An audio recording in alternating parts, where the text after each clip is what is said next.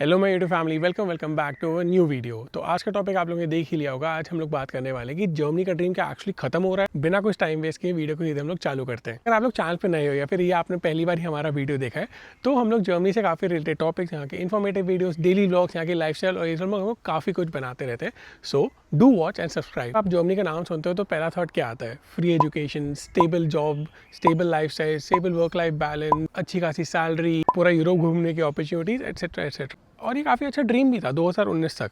लेकिन अब 2026 में जब भी आप भी कोई भी जर्मनी के रिलेटेड टॉपिक खोलते हो तो आप सुनते हो, अरे यार यहाँ तो जॉब के लिए ऑफ हो रहे हैं, यहाँ जॉब की डिमांड नहीं है, यहाँ पे कभी भी जॉब आ जा सकती है, इसका ब्यूरोक्रेसी बहुत धीमा है और यहाँ पे ढेर सारा पेपर वर्क करना पड़ता है, यहाँ पे प्रोसेस स्लो है, यहाँ पे कितने अपॉइंटमेंट की माथापच्ची है, हेल्थ केयर सिस्टम यहाँ पे कितना स्लो चलता है ना, काफ़ी कॉन्ट्राडिक्टरी है। और अब यहाँ पे क्या है क्या नहीं है, कितना सच है कितना नहीं है, मैं इस वीडियो में उतना ही कवर करना चाहूँगा और कवर करने की ट्राई भी करूँगा। फिर यार सच है क्या कि जर्मनी का जो पुराना वाला ड्रीम था वो ख़त्म हो गया, या फिर जो अभी है वही सच है? या फिर अगर सीधे सीधे बोले जाए तो क्या ये चीज़ हो रही है कि जर्मनी का जो फैंटेसी ड्रीम था 2019 वाला, अब वो कभी एग्जिस्ट नहीं करता और अब जो जर्मनी है वो काफ़ी नया है और काफ़ी चेंज हो चुका है। वीडियो आगे बढ़ाने से पहले ना मैं एक चीज़ आपको बहुत ही क्लियरली बोल दूंगा, मैं कोई फालतू का हुक नहीं बता रहा, मैं कोई फालतू का आपको दिल से एक्सपेक्टेशन देना चाह रहा। मैं आपको सीधा ये बताना चाहता हूँ कि देखो, कि मैं ये नहीं बोल रहा कि जर्मनी मत आओ, जर्मनी एक फिनिश कंट्री है ना। मैं ये बोलना चाह रहा हूँ कि तुम जर्मनी मुंह उठा के आ जाओ। मैं तुम्हें ये समझाना चाह रहा हूँ, अगर तुम अभी भी ये सोच रहे हो कि जर्मनी में क्या है ऑफ़र करने को, तो देखो, जर्मनी के पास ऑफ़र करने के लिए हेल्थ केयर है, उनका इंफ्रास्ट्रक्चर है, उनका एक वर्क लाइफ बैलेंस है, और सबसे ज़्यादा इंपॉर्टेंट यहाँ पे जो ह्यूमन वैल्यू होती है, ये सब अभी भी जर्मनी के काफ़ी स्ट्रॉन्ग पॉइंट्स हैं और ये अभी भी जर्मनी में है एज ऑफ टुडे।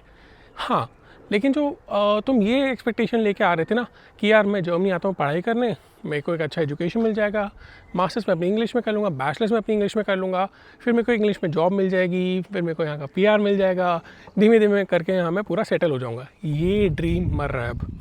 ये ड्रीम उतना अच्छा नहीं है ना, ये उतना वैसे साउंड बहुत अच्छा कर रहा है, पर ये ड्रीम अब उतना एग्जिस्ट नहीं करता। प्रॉब्लम जो हो रही है, एक्सपेक्टेशन लेके बैठे हम लोग सारे के सारे, वो काफ़ी हद तक ख़त्म हो चुके हैं। जो जर्मनी 2019 में था और जो हम लोग एक पैटर्न फॉलो कर रहे थे, वो आज के टाइम पे बिल्कुल अप्लाई नहीं हो सकता। अब थोड़ी ना बात करते हैं टाइमलाइन के बारे में। जो टाइमलाइन 2019 में थी और जो टाइमलाइन अभी 2025 तक है, उसके बारे में ईयर टू ईयर। तो 2019 कैसा था? 2019 से जर्मनी का पीक बोल लो, परफेक्ट बोल लो, कि यहाँ पे लेबर वर्क की यहाँ पे काफ़ी शॉर्टेज थी स्किल्ड लोगों की, यहाँ पे अनएम्प्लॉयमेंट रेट बहुत ही क्या बोल सकते हो लो पे था, यहाँ पे बहुत ज़्यादा डिमांड थी, यहाँ पे हर कोई आ रहा था, यहाँ पे आपको इंग्लिश स्पीकिंग जॉब्स मिल रही थी, सब कुछ। फिर करते हैं 2020 किसी भी कंट्री के लिए अच्छा नहीं था।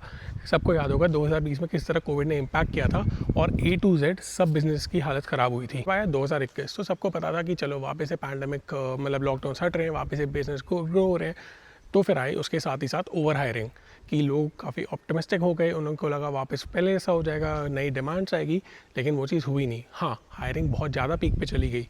फिर आया 2022 एंड 2023। 2022-2023 में जितना लोगों ने सोचा था उतना उनको अपॉर्चुनिटी नहीं मिली, उतना मार्केट ग्रोथ नहीं हुआ। तो उसके साथ ही आए कि जितने उन लोगों ने ओवर हायर किए थे उतने ही उनको ले ऑफ करने पड़े। और यहाँ से आया कि भाई देखो, जर्मनी में भी जॉब कट्स आ रही हैं। जर्मनी का लेकिन जॉब कट्स बाकी से काफ़ी अलग था। तो जर्मनी जॉब कट्स बहुत स्ट्रेटेजिकली प्लान करता है, जो over the year 4 to 5 years में होते हैं। यानी जिन जिन जॉब्स की अब कहीं डिमांड नहीं है, वो सिर्फ उनको कट कर रहा है। फाइनली आया 2025, जिससे ना सबको उम्मीद थी कि यार अब तक बहुत बुरा गया, अब इम्प्रूव होगा, अब होगा। तो 2025 देखा जाए तो जर्मनी ने 0.2% अपनी जीडीपी का ग्रोथ किया है, which is not a lot. मतलब हाँ, पॉजिटिव है, लेकिन इतना पॉजिटिव नहीं है कि उससे एक बहुत बड़ा आपको इम्पैक्ट या फिर चेंज दिखेगा। ना पूरा देखा जाए तो हुआ क्या है कि जर्मनी एक फास्ट ग्रोइंग नहीं रहा, जो 2019 में था कि सब यहाँ पे मार्केट आ रही थी, यहाँ पे सारे इन्वेस्टमेंट आ रहे थे और काफ़ी ज़्यादा डाइवर्स और काफ़ी ज़्यादा ग्रोथ आ रही थी। तो वो चीज़ अब यहाँ पे 2025 के बाद ऑलमोस्ट ना के बराबर हो चुकी है। तो चलो अब बात करते हैं कॉन्ट्रडिक्शन के बारे में, जो कि आई थिंक हर एक को पता होगा जो भी जर्मनी आना चाह रहा होता है। तो दो चीज़ें चल रही हैं। पहला, गवर्नमेंट बोल रही है कि यार हमें स्किल वर्कर्स चाहिए, हमारे यहाँ डिमांड है, हमें इस फील्ड में जॉब की लोगों की कमी है। सेम टाइम स्टूडेंट्स, और खासकर स्टूडेंट्स से ज़्यादा तो जॉब सीकर्स, जो आपको हर कोई बोल रहा है कि यार मुझे तो जॉब ही नहीं मिल रही, मैं तो 1 साल से अप्लाई कर रहा हूँ, मैं 6 महीने से अप्लाई कर रहा हूँ, मेरे को 2 साल हो गए अप्लाई करते करते, लेकिन कुछ नहीं हो रहा है। तो सच क्या है? क्योंकि दोनों चीज़ एक टाइम पे ट्रू नहीं हो सकती, या तो ये सच है या फिर वो सच है। क्लियर बोला जाए और सिंपल बोला जाए, जर्मनी को हर फील्ड में लोग नहीं चाहिए, जर्मनी को हर सिटी में लोग नहीं चाहिए, जर्मनी को हर प्रोफाइल के लोग नहीं चाहिए। जर्मनी गवर्नमेंट भी बहुत बार स्पेसिफाई करती है कि उनको एक स्पेसिफिक फील्ड में चाहिए, उनको हेल्थ केयर में लोग चाहिए, उनको कंस्ट्रक्शन में लोग चाहिए, उनको इंफ्रास्ट्रक्चर के लिए लोग चाहिए, उनको लोग चाहिए टीचिंग सेक्टर्स में, उनको लोग चाहिए बहुत ही स्पेसिफिक इंजीनियरिंग फील्ड में, सारी इंजीनियरिंग फील्ड में नहीं, उनको लोग चाहिए लॉजिस्टिक्स में, ट्रांसपोर्टेशन में, एट्सेट्रा एट्सेट्रा। इसका मतलब ये नहीं है कि तुम एक बहुत ही नॉर्मल सी सीवी लेके बिना जर्मन स्किल्स लेके अप्लाई कर लो और फिर एक्सपेक्ट करो कि नहीं यार मेरे को तो यहाँ जॉब ही नहीं मिल रही, या फिर तुम ऐसे आ जाओ कि यार मैं तो कोई भी रैंडम मास्टर्स का प्रोग्राम कर लेता हूँ और फिर मेरे को कोई ना कोई जॉब तो दे ही देगा क्योंकि मैं यहाँ तक पहुँच गया। तो ये चीज़ अब रियलिस्टिक नहीं रही है। अब पॉइंट ये हो चुका है कि काफ़ी चीज़ें शिफ्ट हो चुकी हैं और तुम्हें भी उस मुताबिक अपने आप को अडाप्ट करना पड़ेगा। साथ ही साथ ना एक चीज़ और भी मैं बहुत ज़्यादा नोटिस कर रहा हूँ कि वीज़ा हमें मिल जाता है लेकिन यहाँ पे जॉब नहीं मिलती। तो तुम एक पॉइंट समझो, वीज़ा तुम्हें गवर्नमेंट दे देती है, वो उनके मुताबिक यहाँ पे एक शॉर्टेज है, गवर्नमेंट के लिए तुम क्वालिफाई भी कर जाते हो, फिर अपॉर्चुनिटी कार्ड हो, फिर तुम स्टूडेंट का वीज़ा ले रहे हो या कोई सा भी, लेकिन जो तुम्हें जॉब देता है वो एम्प्लॉयर होता है, उसके एक स्पेसिफिक सेट ऑफ रिक्वायरमेंट्स होती है। अगर तुम वो फुलफ़िल करते हो और तुम खासकर बाकी कैंडिडेट से बेटर होते हो तो ही उसके लिए सेंस बनता है तुम्हें हायर करना। तो प्लीज़ ये चीज़ मत मान के चलना कि अगर तुम्हें एक वीज़ा मिल जाता है तो तुम एक ऑटोमेटिकली एक जॉब के लिए एंटाइटल्ड हो। यहाँ पे ऐसा बिल्कुल नहीं होता। अगर मैं सिंपल तरीके से बोलूँ ना, जर्मनी को ना बहुत ही स्पेसिफिक और एकदम राइट लोग चाहिए, बहुत ही राइट स्किल्स के साथ जो एडिक्वेट हों और बहुत ही कुछ ही पर्टिकुलर सेक्टर्स के साथ। अगर वो चीज़ नहीं मैच हो रही है तुम्हारी तो प्लीज़ मान के चलो यहाँ पे अपॉर्चुनिटीज़ नहीं है। अब बात करते हैं थोड़े कॉस्ट ऑफ लिविंग, यहाँ के टैक्सेस और ख़ास करके यहाँ के लैंग्वेज रियलिटी के बारे में। तो अगर बात करें ना कॉस्ट ऑफ लिविंग की, तो देखो यार, जब अपन इंडिया में काम कर रहे होते हैं तो हम लोग सैलरीज देखते हैं 50,000 यूरो, 60,000 यूरो, 70,000 यूरो और लगता है अरे भाई ये तो सीधे 60-70 लाख रुपए हो रहे हैं, इसमें तो मैं आराम से गुजारा कर लूँगा। लेकिन तुम एक बात समझो कि यहाँ पे जब तुम इतनी बड़ी सैलरीज देखते हो ना, ये तुम्हारा ग्रोस यानी टोटल सैलरी, इस पर भी टैक्स वैक्स नहीं लगा है। यहाँ पे सिर्फ जब सीधा 40%, 42% जब तुम्हारा टैक्स कटता है और फिर जब तुम्हारे हाथ में ऑलमोस्ट 60, मतलब तुम्हें लगता है यार मैं तो सारा का सारा टैक्स में पे कर दिया। हाँ, तुम्हारा हेल्थ इंश्योरेंस वगैरह सब कुछ कवर हो जाता है, लेकिन साथ ही साथ बहुत सारे एक्सपेंसेस अभी बचते हैं कि तुम्हारी डेली यूटिलिटीज़, तुम्हारा रेंट सबसे बड़ा एक्सपेंस होता है यहाँ का, और उसके अलावा तुम्हारे जो भी कार एक्सपेंसेस हो गए, जो भी तुम्हारे ग्रोसरी एक्सपेंसेस एट्सेट्रा एट्सेट्रा, ये तो होते ही होते हैं। तो जब ये सब करता है ना, फिर तुम्हें पता चलता है अच्छा मैं तो सिर्फ इतना ही बचा रहा हूँ, मतलब ओवरऑल सब कुछ कर कर आके। तो इस चीज़ के लिए यहाँ पे तैयार रहना। अगर इस चीज़ के बारे में थोड़ा और जानने के लिए थोड़ा बहुत पूछो कि यहाँ पे लोग की सैलरी कितनी है, एक्सपेंसेस कितनी है। हम लोग भी जल्दी एक्सपेंसेस पे एक और वीडियो बनाने वाले हैं जो कि 2026 के कॉस्ट में काफ़ी रेलेवेंट होने वाला है कि अभी कितना as a couple and as a single आपको यहाँ पे कितने खर्चे आते हैं। और खासकर अगर तुम बड़े सिटीज़ में रहते हो ना, जैसे कि भाई म्यूनिक हो गया, फ्रैंकफर्ट हो गया, हैम्बर्ग हो गया, बर्लिन हो गया, स्टुटगार्ट हो गया, तो यहाँ तो रेंट ही तुम्हारी सैलरी का 1/3 ले जाएगा और तुम्हें लगेगा कि यार इतना हाई कोई रेंट होता है क्या। और साथ ही साथ तुम सोचोगे कि मेरा फिर यहाँ आना सही था या नहीं था, और तुम्हारे दिमाग में सारे थॉट्स आने लग जाएंगे। तो ये जो जितनी भी जर्मनी की हाई सैलरी दिखती है ना, ये रील्स वगैरह के लिए बहुत अच्छी होती है, लेकिन जब तुम यहाँ आके समझते हो कि तुम्हें एक्चुअल में ज़ीरो से ही चालू करना पड़ रहा है सब कुछ अपने लिए। तो अब बात करते हैं लैंग्वेज रियलिटी के बारे में। सबसे पहले मैं एक चीज़ बहुत क्लियरली बोलना चाहता हूँ, अगर तुम जर्मनी को लेके सीरियस हो कि तुम्हें यहाँ लॉन्ग टर्म रहना है या फिर तुम्हें यहाँ सब्सटैंशियल अमाउंट अपने टाइम का निकालना है, तो लैंग्वेज तुम्हारे लिए ऑप्शन नहीं हो सकता। लैंग्वेज तुम्हारे लिए उतना ही ज़रूरी जितनी तुम्हारे स्किल्स हैं। देखो, मैं इस बात पे डिसएग्री नहीं करूँगा और मैं ये बात बिल्कुल मानता हूँ कि तुम्हें यहाँ पे इंग्लिश में जॉब्स मिलती हैं, फॉर श्योर यहाँ पे इंग्लिश में जॉब्स हैं, लेकिन तुम चीज़ समझो वो आईटी, कंसल्टिंग या फिर बहुत ही लिमिटेड फील्ड के लिए होती हैं, सब फील्ड्स के लिए नहीं होती हैं। तो अगर कंपैरिजन करें, वेरास अगर तुम सोचो कि मैं जर्मन में करूँगा तो तुम्हारे लिए फील्ड्स खुल जाएंगी, operations, manufacturing, supply chain, transportation, health care, house building से कितने सारे ऑप्शंस हो जाते हैं।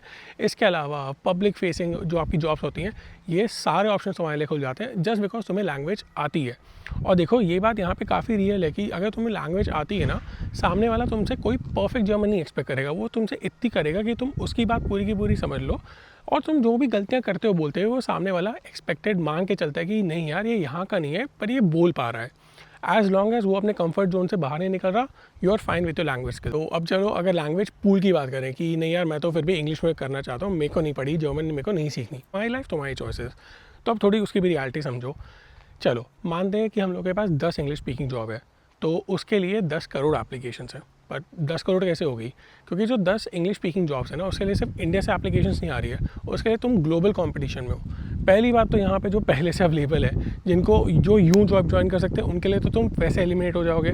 उसके अलावा फिर वो लोग देखेंगे कि भाई इसके पास एक्सपीरियंस कितना है, वो किसको और सस्ते में हायर कर सकते हैं। कंपनी को तो फिर कॉस्ट सेविंग करनी है, तो ये दिक्कत आती है। वेयर सेम कंपैरिजन तुम मान के चलोगे तो जर्मन्स में जो एटलीस्ट मतलब जहाँ पे जर्मन रिक्वायरमेंट होगी तो सीधे जो जॉब वाले पूल होगा वो 100 से 150 बन जाएगा एज़ कम्पेयर टू 10। कईयों को नोटिस कर रहा हूँ कि जो स्टूडेंट्स यहाँ पे आते हैं ना वो अभी भी इस माइंडसेट से आ रहे हैं कि यार मेरे को एक पब्लिक यूनिवर्सिटी में एडमिशन मिल गया, अब मैं साथ में यहाँ पे पार्ट टाइम करके टाइम निकाल लूँगा कि मेरे सारे एक्सपेंसेस कवर हो जाएंगे। और जैसे मेरे 1.5 या 2 साल बाद मेरी डिग्री ख़त्म होती है, सामने कंपनीज खड़ी हैं कि चलो सर आओ हमारे पास काम करने के लिए। तो ये चीज़ बिल्कुल भी अब वो नहीं वैलिड है। ये चीज़ किसी ज़माने में चलती थी, वो ज़माना था 2018 तक का, उसके बाद ये चीज़ वैलिड कभी नहीं रही है। तो अगर ये माइंडसेट लेके आ रहे हो तो तुम्हारे लिए तो बहुत बड़ा रियलिटी चेक है कि तुम ग्रेजुएट होने के बाद भी 1.5 साल तक ढूंढते रह जाओगे। तुम्हें चीज़ समझनी पड़ेगी कि तुम्हें अपनी स्किल्स पे काम करना पड़ेगा, तुम्हें एक्सपीरियंस गैदर करने पड़ेंगे और सबसे इंपॉर्टेंट तुम्हें नेटवर्किंग करनी पड़ेगी ताकि तुम कहीं पे कांटेक्ट कर पाओ, किसी को रेफरेंस के लिए पूछ पाओ, इन सब के बिना। वरना एज अ स्टूडेंट पढ़ाई करना बहुत ही अच्छा है, आप आराम से यहाँ पे पढ़ सकते हो, लेकिन अगर आप पढ़ाई के बाद एक ज़ीरो करियर प्लान लेके आए हो तो ये जो 2 साल की फ्री वाली पढ़ाई है ना, तुम्हें बहुत ही बड़ा एक्सपेंसिव कन्फ्यूजन देके छोड़ेगी और कुछ भी नहीं होने वाला। बात करते हैं हाउस बिल्डिंग के बारे में। हाउस बिल्डिंग का ना मैं आजकल रील्स में एक बहुत चीज़ नोटिस कर रहा हूँ कि यार हाउस बिल्डिंग तुम्हारा PR का शॉर्टकट है। तो थोड़ा उस बारे में थोड़ा मैं क्लियर करना चाहूँगा। हाउस बिल्डिंग ना एक वोकेशनल ट्रेनिंग है। तुम्हें 3 साल तुम काम सीखते सीखते या फिर 2.5 साल तुम काम सीखते सीखते तुम्हें साथ में पे मिलता रहेगा। पे बहुत हाई नहीं होगा, वो इतना है कि तुम आराम से अपना खर्चा सारा निकाल सकते हो। प्लस अगर तुम सेव कर पाए तो अच्छी बात है, लेकिन उसके लिए बहुत डिसिप्लिन चाहिए होता है, तो उस पर डिपेंड करता है। हाउस बिल्डिंग को PR का शॉर्टकट नहीं बोला जा सकता। मेरे मुताबिक PR का सिर्फ एक शॉर्टकट है, वो है ब्लू कार्ड, उसके अलावा कुछ भी नहीं। क्यों तुम समझो, तुम पहले हाउस बिल्डिंग करोगे, जॉब करोगे, फिर कहीं जाके तुम्हें एक PR मिल सकता है। इतना उसको शॉर्टकट नहीं बोल सकते हो। रिकमेंडेशन उन लोगों के लिए कि जर्मनी किसको नहीं आना चाहिए और जर्मनी किसको आना चाहिए। तो बात करते हैं कि इसको बिल्कुल जर्मनी अवॉइड करना चाहिए।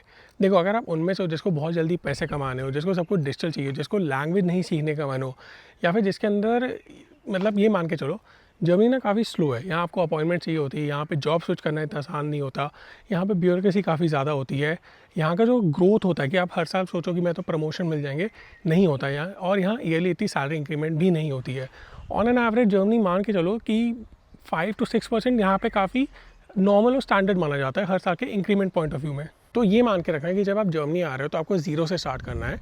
और खासकर ये बात समझो कि यूरोप का मतलब ये नहीं होता है यहाँ पे सब कुछ लग्जरी लाइफस्टाइल है, यहाँ का लाइफस्टाइल काफ़ी अलग होता है।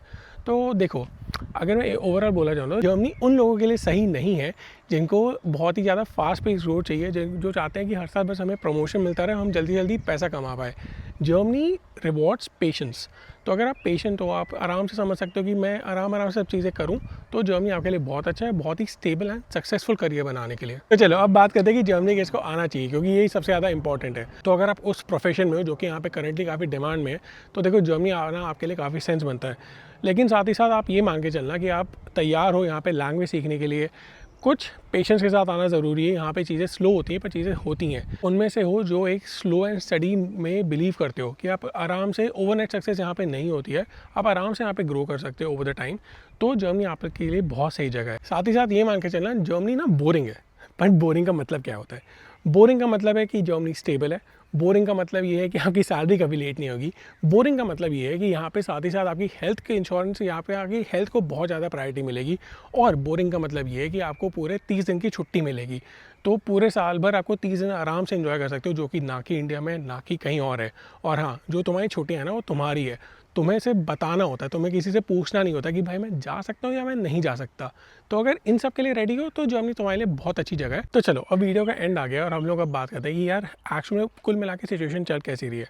तो देखो, क्या जर्मनी का ड्रीम डेड हो चुका है? बिल्कुल नहीं, ये इस बात पे तो मैं नहीं मानता। लेकिन क्या जर्मनी का फैंटेसी वर्जन मर रहा है धीमे धीमे करके? तो हाँ, इस बात में मैं पूरा एग्री कर सकता हूँ। ईजी PR ये अब ज़्यादा ये धीमे धीमे कम हो रहा है।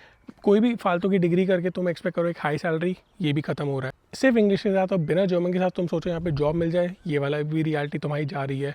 इसके अलावा तुम सोचो कि ओवरनाइट तुम्हारे प्रमोशन हो जाए, तुम्हें हर साल ढेर सारे पैसे मिले, ये वाला ड्रीम भी खत्म हो चुका है। लेकिन अगर अभी भी ये चीज़ बहुत काफ़ी हद तक वैलिड है, स्किल लेबर्स की अभी भी यहाँ पे उतनी डिमांड है, मास्टर्स करने वाले यहाँ पे जो स्टूडेंट्स आ रहे हैं, बैचलर्स करने वाले और प्लानिंग के साथ आ रहे हैं, उनके लिए भी जर्मनी काफ़ी हद तक काफ़ी वायबल ऑप्शन बिल्कुल है। इस वीडियो के एंड तक आप ये तो मान चुके हो कि जर्मनी चेंज हो रहा है। पॉइंट इज़ क्या आप उस चेंज के लिए तैयार हो और क्या आप खुद PO चेंज करना चाहते हो या नहीं। और देखो कमेंट सेक्शन में मुझको ज़रूर बताना कि क्या तुम्हें लगता है कि यहाँ पे जो है करेंटली स्टूडेंट्स और जो आने भी वाले हैं, क्या तुम्हें लगता है कि जर्मनी का पुराना वाला ड्रीम पूरी तरह ख़त्म हो रहा है और यही नया जर्मनी है, और क्या तुम इस जर्मनी के लिए तैयार हो कि नहीं हो। तो गाइस मिलते हैं आप लोग को अगली वीडियो में, और अगली वीडियो में हमारे पास एक बहुत अच्छी अनाउंसमेंट भी है सबके लिए, तो आप उसके लिए भी तैयार है ना। तब तक टेक केयर, गुड बाय।